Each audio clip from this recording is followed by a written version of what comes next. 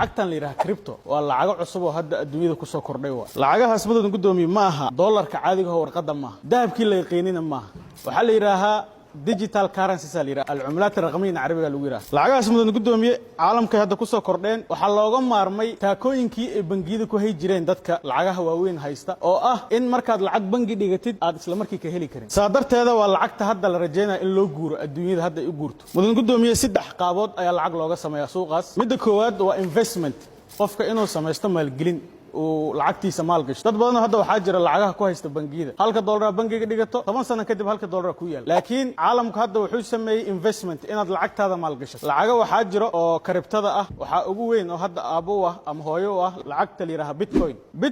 2012 waxay joogtay halka xabo ku dhawaad $1 ay joogtay halka bitcoin macna qofkii ka maal gasho lahaa ama soo iibsan lahaa meesha ugu yar aan ka soo qaadna $1 oo 1 xabo ah sanadkan halkii bitcoin wuxuu gaaray $70,000 uu gaaray halka bitcoin bitcoin wuxuu gaaray $70,000 macnaheedu maxay ka dhigan tahay marka dhowr iyo 10 sano la soo dhaafay lacagtaadii waa gelisay computerka waa isku laabtay waa ka jeesatay maanta 2024 ah waxa haysataa $70 milyan kunkii xabo oo halkii xabo 70,000 waa $70 milyan ma shaqeynin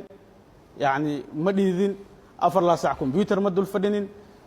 baawur ma sii saarneen ma soo saarneen suul meel ma saareen kaliya waa investment ina suuqa maal gashato mudan gudoomiye lacagahaas investmentiga ah meesha ugu yar hadda ka sheegnay waa $1 ninka 10,000 gasho lahaa 700 milyan oo heli lahaa suuqaas marka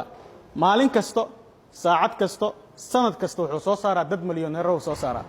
oo aan u dadaalin inay milyaneero noqdaan lacagta meeshaas laga sameeyo mudan gudoomiye lagama sameyn karo apartmentiyo aad dhisatay wixii ka soo galo ma ka sameyn kartid lacagta meeshaas laga sameeyo kama sameyn kartid mushaar aad qaadatay wixii aad meel ka dhigtay kama sameyn kartid dad badan oo ka faa'iideystaa jiro ayagoo da'dooda yara waalidkooda lacag ka qaatay suuqaas maal gashtay markay 20 sano gaareen ay milyaneero yihiin mudan gudoomiye garsoorayaal maxkamadda sharafta leh wajigaas koowaad waa wajiga investmentiga wajiga labaad oo suuqan lagu faa'iideysto waxay tahay inuu qofka ka trade forex-ka camal يعني سوق مركو كعنا إنه قطع مركو سورة قيسوبان إسك إيبي وحلاقي يابا دتك قاركودا 10,000 20,000 هاد بوحي هيستان إنه سوق الجليان ديلي تريدر الله صبح إنه ساقعه قال كيس جيفكو كساقعه قال كله كود جنو كمبيوتر كيس بس يتجا سود وصل حرنا سي إنه نش غيره وعمله شغال وما صعد كمبيوتر كو كدح شغيره ومعنا طبعا كيس كنوا لجلا سوق أقان يحرفه كود سنت سوق وحكود سنت حسابات اللي ره الجوريثم كود سنت ماها جامبلين ماها سيدا وانا كسبتكو كلا لبكو واحدة وين أيام مركز صادالنا إنه بدنس ما قاعد على مركز واحدة ير إنه تنتك واحدة وين كبل جامبلين وايتاس معنا وبختيار نصيب تنلك بختيار نصيب ما وأقان كود سنت هاي حرفه الله استعماله واي xirfadaas soo baranay YouTube-da ku jiraan ayadoo Ingiriis ayadoo Carabi ah luqad kasta waa ka helay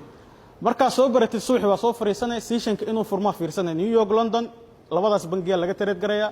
marka soo gashid suuqa marka aragtid aqoontaada ay ku tusto in la bay gareenayo waa bay gareen adigna waa soo iibsanay macnaha waa soo iibsanay marka soo iibsato suuqi uu dhaqaaqa bangiyada caalamka iibsanayo tareenka socda dhinac ka raacay adoo $1 wadatay iyo wax ka yar faa'iidadaada markuu ku gaaro marka xaddi waa kala bixay waa iska iibinay farqiga marka faa'iidada waxay tahay intaad gelisay iyo inta uu kacay markii la kala jaro faa'iidada intaas waa diiniyan xaraan ma aha tusaale ahaan baawura ka soo iibsatay Dubai $5,000 ku soo iibsatay xamara keentay 5,000 ma joogay 10,000 laga siinaa markii la kala jaro marka فائدة ماشاس كسب بحث فائدة أذيك على وتريد واي وأنا يعني البيع والشراء وجه سد حد مدن قدومي ووجه حد كيس كان له تاجية وصرفات أفك إنه كسر في العقد وحاجرته ضد بدن وملايين هيشتو الدنيا جو لكن أنا لسفر كريم أنا سوق هذه كريم وحمر لي ما كريم العقد لما أقوله صادرت هذا العقد وقبني تصالحان دبي جوكتا هالملينا هيستا العقد وقبني درهم أبدل درهم مركب أبدشيد وحاجين بنجيدا أو USDT دان استعماله بين السيا جرو شركة أقوى أكون كذا كشوانه waxa u baahan tahay kaliya in akoon furato farfaydna uu ku yahay oo KYC-gaaga la yaqaan intaas bas u baahan tahay agtaada la soo tagay marka inta la iimaanay xamar diyaarada soo raacday maliyana telefoon ku wadata cid ku baaraysa male cid ku daba socota male cid ku rabtana male dawlad ku daba galeysana ma jiro haddaan transaction maanta konton kuna sameeyo dawladii daba kacayso dhees kontonkan inta u wadi inta kaaga timid su'aalaas ku weydiinaysa ma jirto marka dad waxa jira marka Soomaaliya aad loo fahmay lacagtaas dad badan oo waxa jira ka ganacsado qofku wuxuu rabaa marka USDT oo ah halka USDT oo $1 u dhigma stable coin Allah ma dhaqaaqdo macna halka USDT oo $1 ah waxa laga yaabaa qofka inuu rabo inuu suuqa lacag la galo oo ku yiraahdo waxaan rabaa 100,000 USDT suuqa raba inaan galo ma helaya marka xamar uu jooga adaa ka saacidaysid 100,000 waalidkiisa ugu diray asiga lacagtu hay kaash ahaan bangigaaga caadiga salaam bank ama wuxuu kugu diraa Premier Bank lacagtaada caadiga USDT maxaa haysataa ayadoo caadi ah akoonkaaga kugu jirta saasay tahayna waxa saaranay lacag sarifaada oo $100 $100 $3 $4 faa'iidana waa haysataa lacagtaada originalkana waa haysataa